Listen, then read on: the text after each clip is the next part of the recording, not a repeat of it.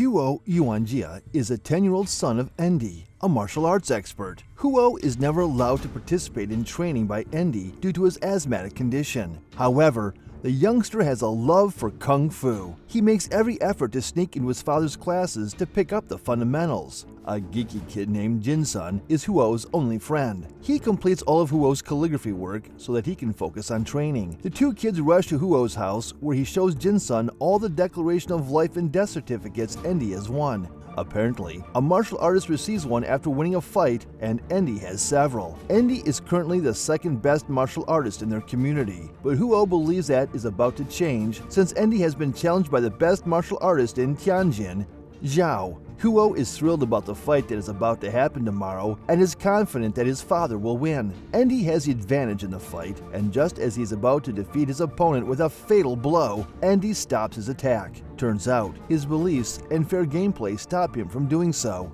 Getting a chance from it, the opponent starts attacking him and eventually manages to win the match dishonorably. The incident breaks Huo's heart, and he cries in the corner. So while Jinsun is urging him to go home, Zhao's son, Zhao Jian, shows up and ridicules him. Moments later, he challenges Huo to a duel. Huo accepts the challenge with confidence, but quickly loses. At this point, he vows to restore his family's name and become the best martial artist in Tianjin. He goes to his father's library with Jinsun and steals his book about martial arts. He then asks Jinsun, who knows how to write, to copy the scriptures in the book while he distracts everyone. With a bruised face, Huo walks in front of his father, who gets furious over his mischiefs and decides to punish him. That's when his mother interrupts and sends him back to his room. Later, she shows up in Huo's room and teaches him an important lesson. She explains to him how wushu is not about just winning or seeking revenge, rather it's about discipline and self-restraint. So if he ever gets a chance to practice wushu, he should do it for inner strength and to help the weak. In the meantime,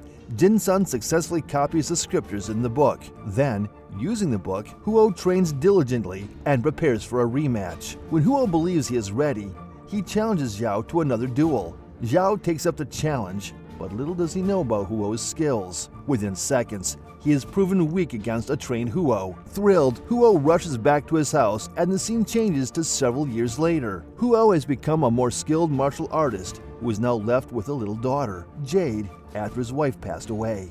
Being his joy in life, Huo spoils her.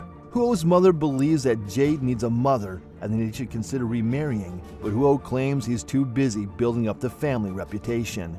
Huo hasn't lost since his last match against Zhao Jian. He has faced a number of opponents, but none of them were strong enough to beat him. As Huo becomes a famous martial artist in Tianjin, he becomes short-tempered, arrogant, and ruthless towards his opponents, unlike his late father, who advocated showing mercy.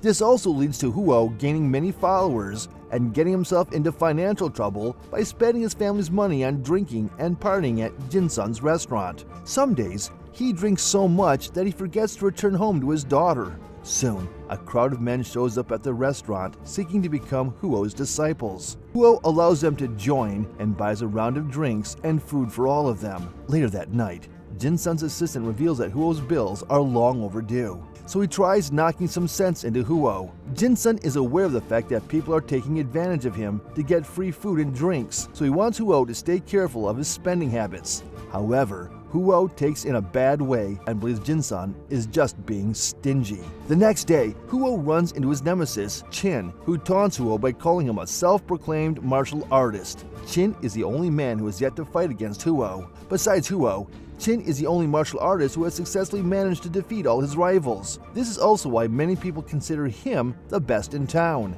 As they walk across each other, Master Qin shoves a coffin towards Huo, claiming it's a gift for him.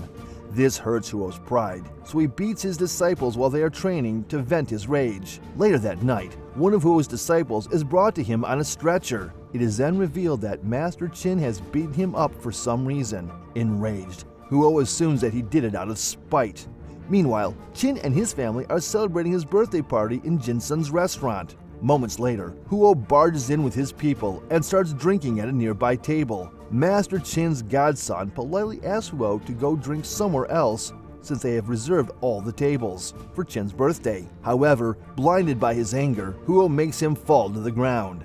That's when Master Qin shows up and requests that they put their rivalry on hold for the evening, because he doesn't want to get into a fight on his birthday. However, Huo is not in the mood to give in. At this point, Jinsun also tries to stop him from causing a scene, but Huo insults him, claiming that he'll pay for all the damages if they somehow trash his restaurant. Offended, Jinsun ends their lifelong friendship and asks Huo to leave. This drives Huo insane, so he challenges Qin to a fight and asks him to kneel down if he doesn't want to accept. For their own safety, everyone rushes out of the restaurant, leaving Master Qin and Huo alone. Since both of them match in skill and strength, they engage in an intense fight. An arrogant Huo doesn't play fairly when he's enraged. He uses unethical tactics during the fight and exhausts Qin before striking him in the chest with a fatal blow.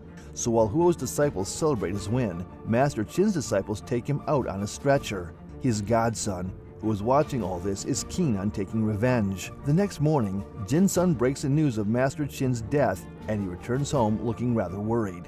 Upon returning, Huo finds his mother's dead body lying on her bed. Turns out, Master Qin's godson has killed her to take revenge on Huo. He cries, mourning her death before suddenly realizing his daughter is also in the house. Huo enters her room, only to find her bloodied body lying on the bed. She is holding a tiny pouch that she promised to give him after his win. Holding her dead body in his arms, Huo cries his heart out before rushing out to Master Qin's house. There, he faces Qin's godson, who takes responsibility for the murders before killing himself. Upon returning home, the disciples inform Huo that the guy who was beaten up by Qin had insulted his wife, meaning that Qin did not beat him out of spite, but for his wife's honor. Filled with guilt, regret, and sorrow, Huo doesn't see a reason for him to keep living in the town. He gets on the first ship and lies down in a corner, willing to go wherever it takes him. Huo has had enough after spending 6 months living on the streets. Just as he's about to kill himself, a group of people by the river save him. They take him to their tribe, where a blind woman named Moon takes care of him. But even after gaining consciousness, Huo goes into depression and doesn't talk to anyone. However, her grandmother is confident that he will be fine with time. One day, Moon feels Huo's hair and offers to cut it. He walks for the first time in a month and goes to a river with her where she helps him cut his hair. Starting that day, he becomes a part of their community. He helps them cook, farm, and do household work. Eventually, Moon and Huo start falling for each other. Then one day, a kid from their tribe is found stealing a cow from a neighboring community. The grandmother and Moon beg for forgiveness from the rival leader, but according to their tradition, someone who makes a mistake should be beaten till incense burns out. Huo speaks up for the tribe and offers to take the beating in the kid's place. For adults, the punishment is a bit different, which means Huo will have to fight against the leader. Although Huo can finish him in no time using his martial arts skills,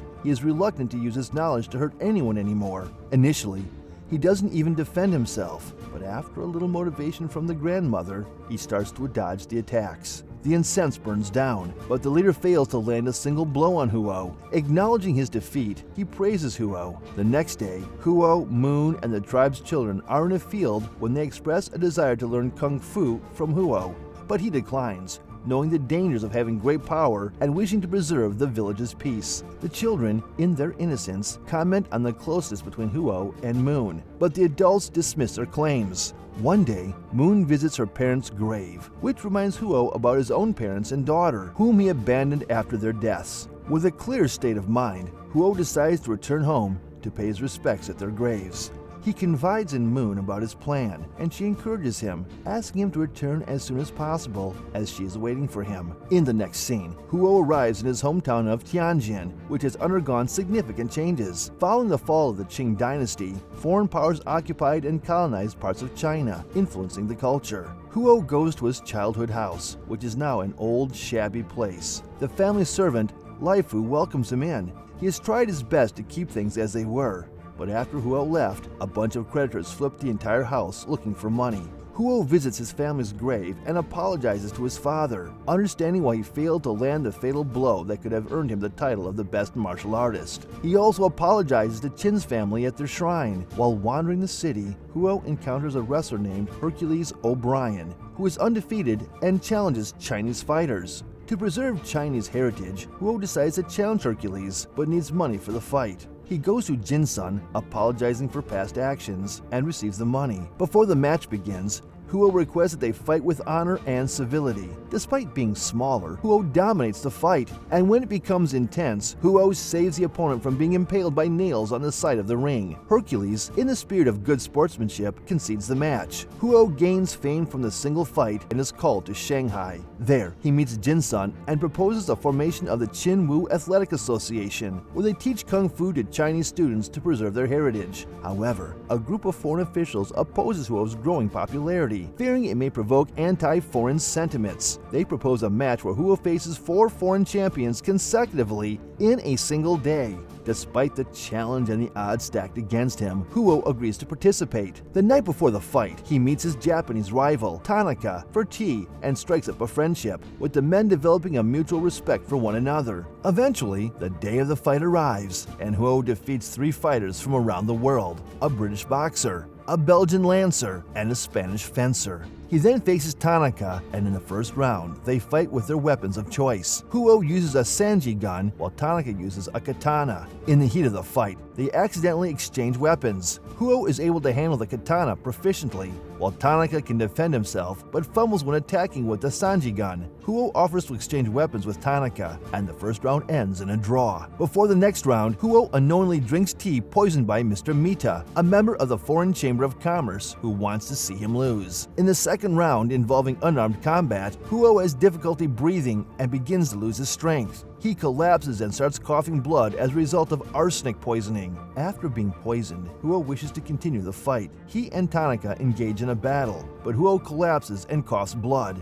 Tanaka calls for a halt, but Huo, realizing he has been poisoned, chooses to continue, and he believes he is going to die anyway. In the end, Huo delivers a final blow to Tanaka's chest, but having learned from past mistakes, he deliberately holds back, smiling just before he collapses. Tanaka, aware that he could have died had Huo used more force, declares him the winner. In his final moments, Huo falls into his friend's arms and passes away. Tanaka berates Mr. Mita for resorting to such tactics and calls him a disgrace to Japan for valuing his own personal gain by attempting to fix the match, over having enough national pride in Tanaka that he could win honorably for Japan.